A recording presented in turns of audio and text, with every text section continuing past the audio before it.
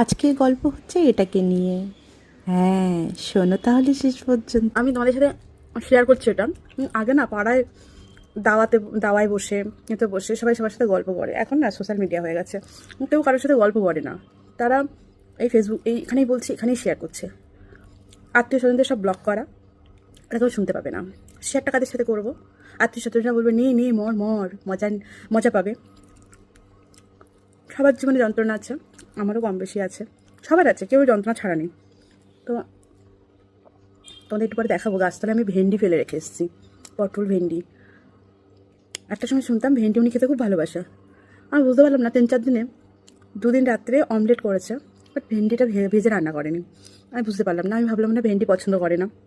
আজকে না পেরে আমার বরকে পড়ে দিয়েছি যে তাহলে এবার থেকে কিন্তু আর ভেন্ডি আমি অ্যাটলিস্ট রান্না করবো না। তোমরা পছন্দ করো না, আমি কেন সেটা রান্না করব? তাই না? তোমরা কি বলো? বলো তো আমি ঠিক বলছি কি না? আমার কথা বলতে এগুলো শোনার কেউ নেই। মামা পড়া নিয়ে ব্যস্ত, পুচু ছোট, ও তো বোঝে না এগুলো। আর মামা বুঝবে কি? মামাকে সংসার করেছে, ও তো ছোটো না।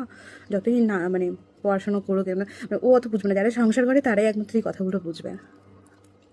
চলছে এরিয়া, তাই আমি দিইনি। আমি খুব দুঃখী, বলো তো। আমার মনে হয় যে সে পছন্দ করে না, সেই জন্য আমি দিইনি। আর মানুষের ব্যথা বাড়িয়ে তো লাভ নেই, তাই না বলো? পরের বার বলবো। ভেন্ডিগুলো ফেলে দিয়েছি, দেখাবো। আর একটু পরে যাচ্ছি, খেয়ে নিই, খাওয়ার মজাটা নিয়ে নিই তারপর।